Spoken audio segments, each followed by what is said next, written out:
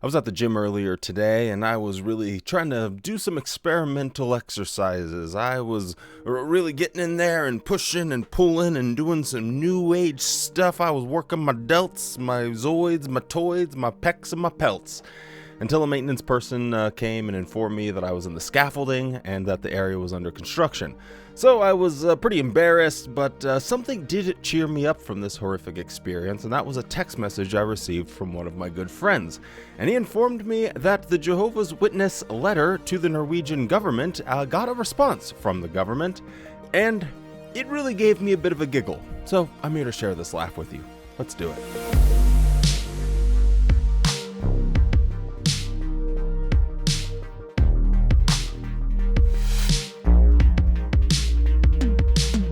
Hello and welcome back to the JW Thoughts channel. My name is Wally and today we gotta talk about Norway again because this continues to be one of the most interesting developments with the Jehovah's Witness religion of all time. I don't think that's an exaggeration to say that. I think for ex-witnesses, we could even use this as like a way of keeping time.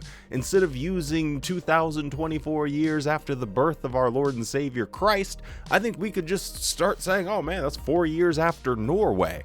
Because the religion of Jehovah's Witnesses is so fundamentally different post-Norway and what happened than before. Like, think about it. If you went to a Jehovah's Witnesses back in 2018, 2019, and you said, hey, in a couple of years, Tony Morris is no longer going to be on the governing body, but instead you're going to have 4 new American white dudes replace him. Jehovah's Witnesses, including governing body members, are going to be on the JW broadcasting wearing, sporting, growing beards, however you say it. Women will now be allowed to wear slacks. People won't be required to tell their congregation overseers how much time they've spent in the ministry every month, and that the leadership of the Jehovah's Witnesses would look into the policies and procedures surrounding disfellowshipping. You would have been left with a Jehovah's Witness that was looked at you like you were crazy. They would have laughed in your face and said, you've been hitting too many whippets, smoking the crack pipe, you have lost your goddamn mind. It was almost inconceivable just how much has changed within, I mean mostly cosmetic, but it has changed within this group post what happened in Norway, and I find it so interesting. So for anyone that wants to get caught up to speed, there will be some, I think I just spit all over my microphone. That was disgusting. And spit on that thing, you get me? Spit on it!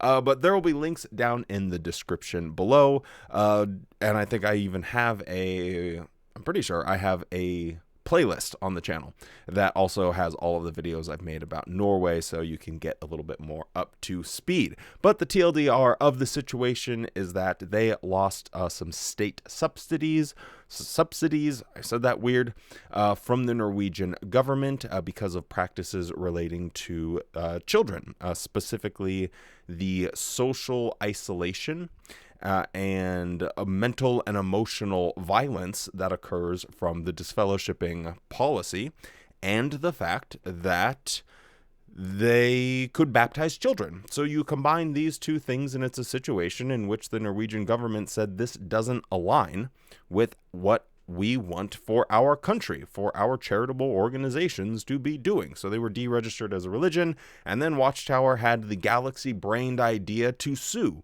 the Norwegian government for not only their money back, but also for their registration going forward as well. And so that's sort of what happened before, and now, so various different things have happened since. Now, at the very outset of this, I'm too lazy to go find a clip, but one of the things I had said was that this was going to be a testing ground for the witness religion, because no doubt they were anticipating questions and inquiries into their practices and policies by other countries other than Norway. And I kind of thought to myself, well, Watchtower must be using this as sort of a testing ground to see what will work, what changes they can make or should make, and will those be sufficient and enough to satisfy the courts, so that way they can keep everything status quo, but just change the cosmetics of it. And in their last letter that they wrote to the government, in which they tried to make this argument and said, hey, look at this August Watchtower where we make all of these adjustments. See, everything's cool now, guys. Why can't we all just be friends again? Why don't we wrap this silly little case up and we don't have to go to court once again? Well, the government has responded, and that is what I want to go over in this video today. So let's get into it. So the decision conversion request not granted, Jehovah's Witnesses. So it talks about all of the state administrators' decisions and the rejection of claims for state subsidies, everything that we've gone over before. And this paragraph, Jehovah's Witnesses point out that the above-mentioned decision has its background in the Jehovah's Witness religious teaching about limiting contact with a person who has been removed from the congregation or who has himself withdrawn. Jehovah's Witnesses will inform about a recent adjustment which has been made on a worldwide basis in our religious practice in this area.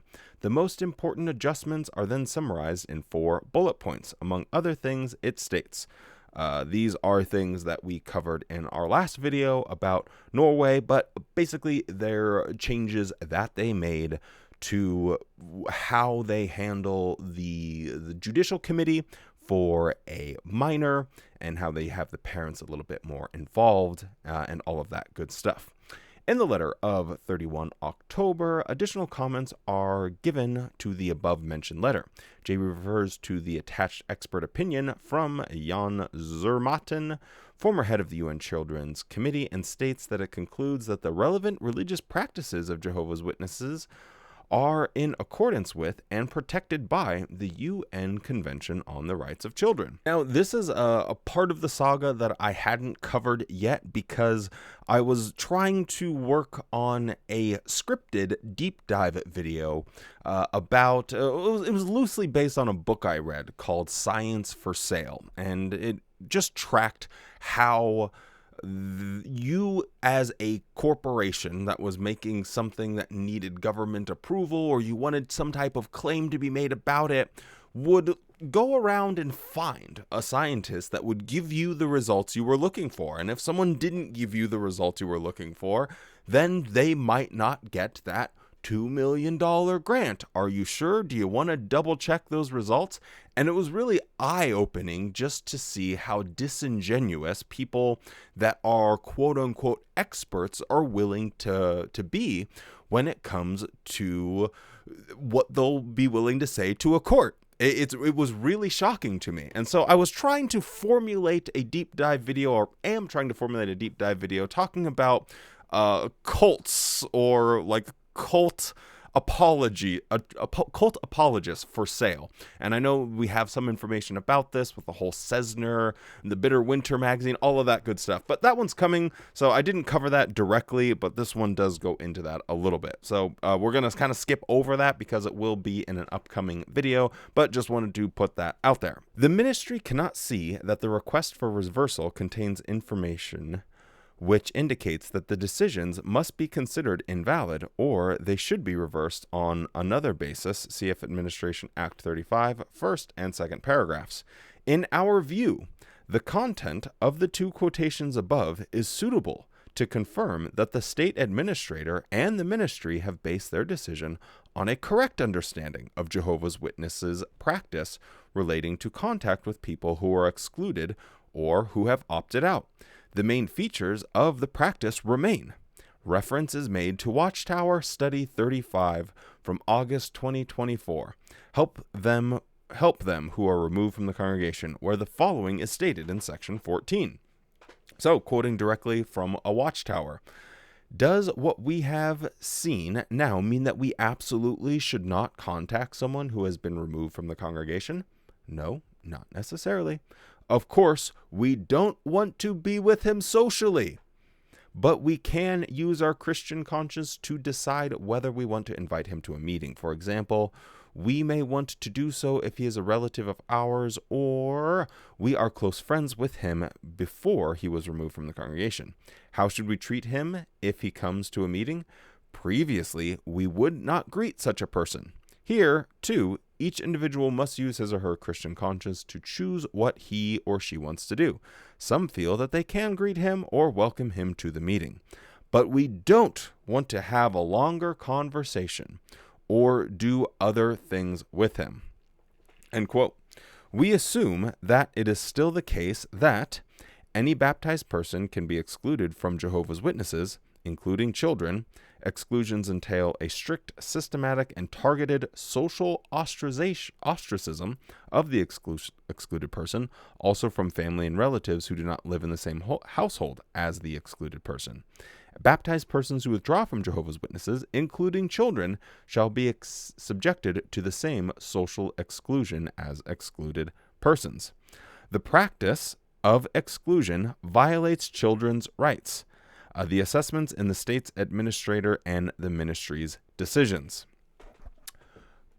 I think a round of applause for who's writing this letter, for having a clear mind, because as I've always said, it's not like a horribly complicated to see through their nonsense. It doesn't take some galaxy brain with multiple PhDs in linguistics and rhetoric and religion. You don't need that in order to see past their shenanigans, because their shenanigans are obvious. Here they point to their recent adjustments that they make, and then they show them from the same exact Watchtower that it says specifically, of course, we don't want to be with him socially. So, if the problem, as the Norwegian government sees it, is that you have social exclusion as one of their primary concerns, because that has a astounding amount of psychological damage connected with it. If you are someone like me who has grown up and you can only talk to people who are Jehovah's Witnesses, all of your friends, your work, your identity, your family, everything, your entire world is related to the Jehovah's Witness paradigm, and then you're ripped from that, you have nothing. And the pressure and anxiety, sad to say, a lot of people don't even make it through that. It weighs so heavily on them, they can't even keep existing because of having all of that torn away from them. So, for the Jehovah's Witnesses to point to them being polite or cordial, to try and pretend that that means the same thing as being social, is absurd and laughable. And I'm glad that whoever was looking at this was able to think with a clear head and say, no, Watchtower, I see what you're trying to do, but politeness and being social with someone are not the same exact thing. They're just not. You might be polite to someone you run into at Costco. Does that mean that you're going to invite them over dinner and they're going to be your best friends? No. These are two completely separate social relationships between being cordial and actually having your family there as a support system. With regard to the statement from Jan Zermatten, which is attached to the letter of 31 October, we would firstly note that this seems to be based on a different understanding of the practice of Jehovah's Witnesses than the one the ministry puts forward. The points above, on paragraphs 13 and 14, he writes, with reference to a judgment from the Court of Appeal in Ghent, to which Jehovah's Witnesses have previously referred. In the present case, being excluded from the religious community does not necessarily mean rejection or isolation, even if the adolescent is, in fact, distanced from the other members, but not necessarily from everyone, and not from his/her family. It would appear that the children's relationship with their parents is not affected, and that any social isolation would only concern other community members. The decision in this case are based on evidence, mainly the Jehovah's Witnesses' own texts, which support the following understanding of the practice.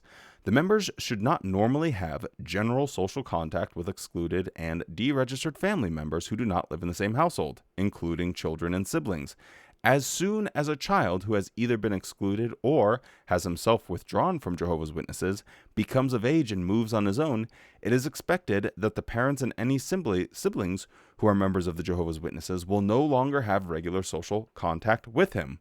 The religious scholar, this part really cracks me up. This is what really got me giggling. The religious scholar George Cries Too Much has written several books about Jehovah's Witnesses, states the following about this in the article, Jehovah's Witnesses, Disfellowshipping, Shunning, and Ghent Ruling, published in Bitter Winter. Bitter Winter is the magazine that from Cesner. Cesner is the group started by Massimo Intravene.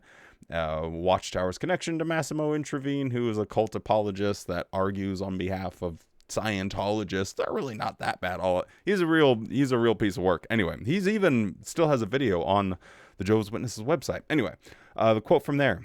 Members may not associate with disfellowship or disassociated individual. It is worth noting that reinstatement is possible and indeed encouraged. The elders will attempt to visit the disfellowship member at least once a year to offer counsel and determine whether the ex-member might be persuaded to return.